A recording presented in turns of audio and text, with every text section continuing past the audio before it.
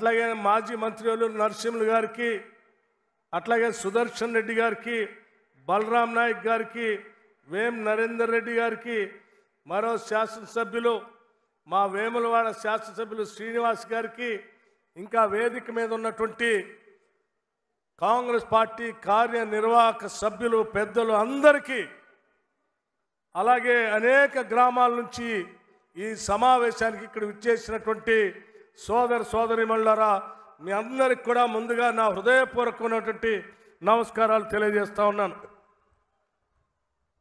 ఈరోజు ఈ రాష్ట్ర చరిత్రలో సువర్ణాక్షరాలతో లిఖించదగబడినటువంటి రోజుగా నేను భావిస్తా ఉన్నాను. కొట్లాడి తెచ్చుకున్న తెలంగాణ రాష్ట్రం 10 ఏళ్ల పాటు కొద్ది మంది చేతుల్లో బందీ అయి ప్రజలకి స్వేచ్ఛ లేకుండా, స్వాతంత్రం లేకుండా, హక్కులు లేకుండా ఉన్న వనరులన్నీ దోపిడీకి గురవుతూ ఉంటే రాష్ట్ర కాంగ్రెస్ కమిటీ ఆలోచన చేసి ఆనాడు పిసిసి ప్రెసిడెంట్గా నియమించబడినటువంటి శ్రీమతి సోనియా గాంధీ గారు, రాహుల్ గాంధీ గారు ఆశీస్సులతో నియమించబడినటువంటి రేవంత్ రెడ్డి గారు ఇదే ఇంద్రవల్లి దగ్గర నుంచి ఆనాడు శంఖారావం పూరించడం జరిగింది. మేము వస్తాం, ప్రజల కష్టాలు తీరుస్తామని చెప్పి ఆనాడు ఇక్కడి నుంచే పిలిపి ఇవ్వటం జరిగింది. ఇక్కడ మొదలుపెట్టినటువంటి ఆనాటి పోరాట యాత్ర అంతిమంగా ఈ రాష్ట్రంలో జరిగినటువంటి సాధారణ ఎన్నికల్లో ఇందిరమ్మ రాజ్యానికి అశేషమైనటువంటి మీ అందరి ఆశీస్సులతో అపారమైనటువంటి మెజారిటీతో ఈరోజు ఇందిరమ్మ రాజ్యం ఈరోజు రాష్ట్రంలో ప్రజాప్రభుత్వం ఏర్పడినటువంటి ప్రజాప్రభుత్వం ద్వారా ఇచ్చినటువంటి మాటను మర్చిపోకుండా ఇంద్రవల్లి దగ్గరకు వచ్చి అదే మేశ్రం వంశస్థులైనటువంటి నాగోబా దేవాలయం దగ్గర నుంచి ఇచ్చిన మాటను నిలబెట్టుకుంటూ ఈ ప్రాంతం నుంచి అభివృద్ధి కార్యక్రమాలకి శ్రీకారం చుట్టాలనేటువంటి ఆలోచనతో మొదలుపెట్టినటువంటి సభే ఈనాటి ఇంద్రవల్లి సభ అని కూడా ఈ సందర్భంగా మీ అందరికీ మనవి చేస్తూ ఉన్నాం.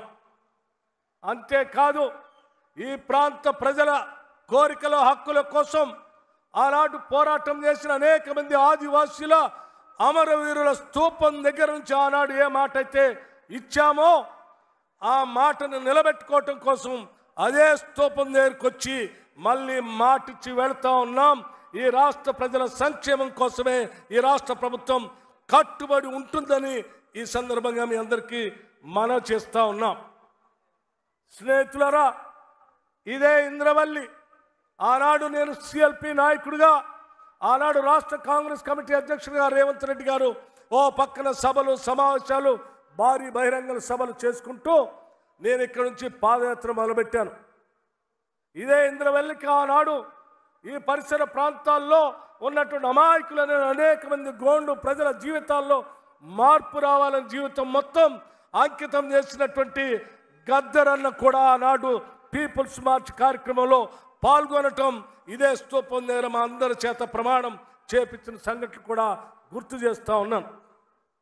అటువంటి యోధుడు శ్రీ గద్దరన్న గారి పేరు మీద నిన్ననే రాష్ట్ర ప్రభుత్వం కవులు కళాకారులకి సినిమా రంగానికి ఇచ్చేటువంటి నంది అవార్డుని తెలంగాణకి తలమానికంగా ఉన్నటువంటి తెలంగాణ కోసం పోరాటం చేసినటువంటి గద్దరన్న పేరు మీద గద్దరన్న అవార్డులుగా ప్రకటించి మేము ఈ ప్రభుత్వం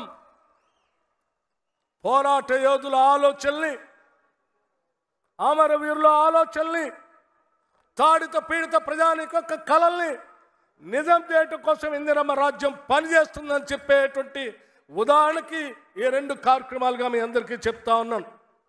అదేవిధంగా ఈ ప్రాంతంలో పాదయాత్ర చేస్తున్న సందర్భంలో అనేక మంది గోండు కుటుంబాలు మా దృష్టికి తీసుకొచ్చినటువంటి ప్రధానమైనటువంటి అంశం ఐటీడీఏని పునరుద్ధరించమని, సెల్ఫ్ హెల్ప్ గ్రూప్స్కి డబ్బులు బాగా ఇవ్వని, అట్లాగే ఇక్కడ ఉన్నటువంటి త్రివేణి సంగమాన్ని పూర్తి చేయమని, చిట్మాన్ ప్రాజెక్టును పూర్తి చేయమని కోరారు. ఇందిరమ్మ రాజ్యం మీ అందరికీ ఇప్పుడే జరిగినటువంటి సభలో ముఖ్యమంత్రి గారు ఆడ మాటిచ్చి వచ్చారు. ఈ రాష్ట్రంలో ఉన్నటువంటి సెల్ఫ్ హెల్ప్ గ్రూప్స్ సంబంధించినటువంటి వాళ్ళందరికీ కూడా పెద్ద ఎత్తున ఆర్థికంగా నిలబెట్టడం కోసం కోట్లాది రూపాయలు ఇవ్వటానికి రాష్ట్ర ప్రభుత్వం కట్టుబడి ఉందని ఇప్పుడే ప్రకటించారు. మరొక్కసారి ఇక్కడ నుంచి చెప్తా ఉన్నాం, తప్పనిసరిగా త్రివేణి సంగమాన్ని చిట్మాన్ ప్రాజెక్ట్ని పూర్తి చేస్తామని, ఈ పరిసర ప్రాంతాల్లో ఉన్నటువంటి నీటి వనరులన్నిటి కూడా ఇక్కడ ఉన్నటువంటి పేద గోండు గృహాలకు అన్నిటికీ అందించే కార్యక్రమం చేపడతామని, అట్లాగే భూములకు సంబంధించిన ధరణి ద్వారా భూములు కోల్పోయిన మీ అందరికి కూడా భూములు అప్పజెప్పే కార్యక్రమాన్ని కూడా ఇందిరమ్మ రాజ్యం చేపడుతుందని చెప్పి మీ అందరికీ మాటిస్తూ సెలవు తీసుకున్నాను. జై హింద్, జై కాంగ్రెస్. ఇప్పుడు మనమంతా ఎదురు చూస్తున్నటువంటి